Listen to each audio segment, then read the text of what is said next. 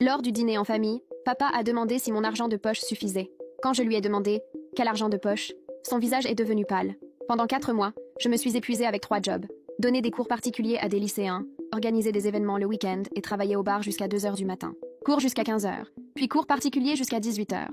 Dîner rapide de nouilles instantanées, puis au bar jusqu'à la fermeture. Je rentrais à la maison à 3 heures, étudiais jusqu'à 5, dormais 2 heures et recommençais. Je survivais à base de ramen et de pain rassis. Quand les livres coûtaient 400 $ chacun, je photocopiais des pages à la bibliothèque. Mes amis sortirent le jeudi, pendant que je servais des verres à des hommes d'affaires qui laissèrent des pourboires de 1 $. Mon compte bancaire ne dépassait jamais 200 $. Chaque dollar était compté. 50 pour le transport, 30 pour la lessive. Je portais les mêmes 3 t-shirts et mes chaussures avaient des trous recouverts de rubans adhésifs. Pendant ce temps, Maria inondait Instagram depuis Paris. Café de designer, lieux à la mode, escapade à Monaco le week-end, nouvelle robe Dior avec des phrases du type « Maman, c'est toujours exactement ce dont j'ai besoin ». Quand je suppliais maman pour 200 $ pour la nourriture, elle soupirait lourdement. « L'argent est juste, le cabinet de ton père va mal. Payer ta scolarité nous met déjà à la limite. » Alors j'ai travaillé encore plus, pris plus de cars, sauté des repas pour économiser.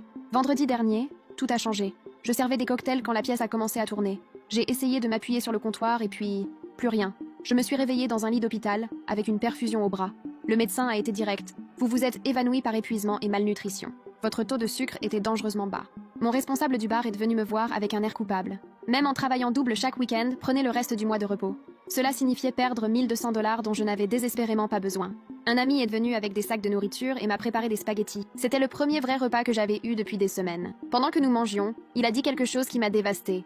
Ton père est chirurgien et possède une voiture de luxe. Tu es allé dans une école privée. Comment ta sœur finance-t-elle Paris? Si vous êtes si à court d'argent, pourquoi te fais-tu mourir de faim à travailler ainsi? Cette nuit-là, j'ai appelé Maria directement. Je voulais juste savoir. Comment ça va? Paris, ça se passe bien? Incroyable. Maman vient de m'envoyer un sac Chanel magnifique pour mon anniversaire le mois prochain. J'ai eu un pincement au ventre. Et comment fais-tu avec l'argent? Paris doit être très cher. Oh, je ne m'inquiète pas pour ça. Maman me transfère environ 3 000 $ par mois et plus si j'ai besoin de quelque chose de spécial. 3 000 $ par mois plus extra. Pendant que moi, on me disait qu'il n'y avait même pas 1 $ de trop. Quand papa a demandé mon argent de poche, je l'ai juste regardé. J'ai vu notre famille commencer à s'effondrer. Le silence était assourdissant. Ses yeux me regardaient, attendant que je dise quelque chose à propos de l'argent de poche que je recevrais soi-disant chaque mois. Mais je ne pouvais que le fixer, sentant quelque chose se briser en moi. « Quel argent de poche ?» répétai-je, d'une voix étrangement calme, malgré la tempête qui se déchaînait dans ma poitrine. J'ai vu la couleur disparaître de son visage. Maman laissa tomber sa fourchette sur l'assiette, le son métallique résonnant dans la salle à manger. Aucun des deux ne dit rien. Ils se regardèrent de juste avec cette expression que je connaissais trop bien.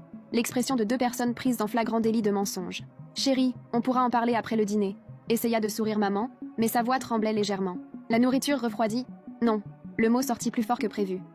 Parlons maintenant. Papa vient de me demander si mon argent de poche suffisait. Je veux savoir de quel argent de poche il parle. Papa se desserra la cravate, ce geste nerveux qu'il faisait lors des opérations compliquées. Mais ce n'était pas de la chirurgie. C'était sa fille qui lui demandait pourquoi il avait menti pendant des mois. « Je pensais que ta mère t'envoyait de l'argent pour tes dépenses, » dit-il enfin, sans me regarder dans les yeux. Sérieusement, je me penchai en avant, sentant la colère remplacer le choc initial. Alors pourquoi, quand je t'ai supplié pour 200 $ pour manger il y a 2 mois, m'a-t-on dit que l'argent était juste? Que ton cabinet allait mal? Que payer ma scolarité vous mettait déjà à la limite? Maman ouvrit la bouche pour répondre, mais la referma immédiatement. Quand je sortis mon téléphone de ma poche, « Laissez-moi vous rafraîchir la mémoire », dis-je, cherchant les messages enregistrés. « Les voici, maman. Pourrais-tu me prêter un peu pour manger? Je n'ai pas bien mangé depuis plusieurs jours. » Sa réponse, « Désolée, chérie, mais le cabinet de ton père a été lent. Nous couvrons à peine nos dépenses. » Je levai les yeux. Maman regardait son assiette comme si c'était la chose la plus intéressante du monde. Et voici un autre. « Pouvez-vous m'aider avec les manuels scolaires?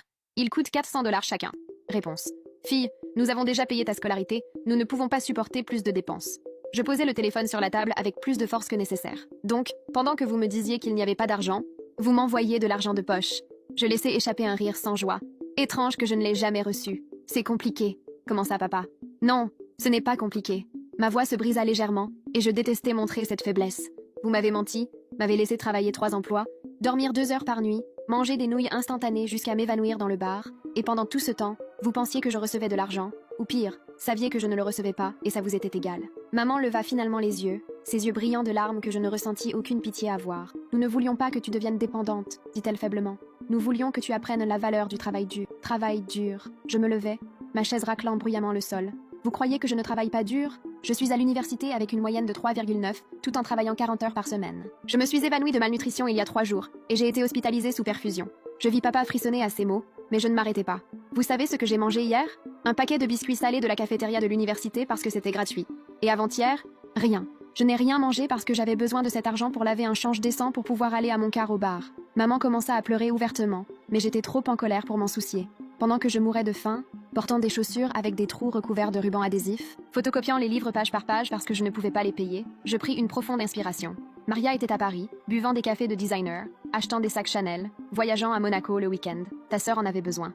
Si vous ne voulez pas attendre la suite, vous pouvez regarder l'histoire complète sur ma chaîne YouTube.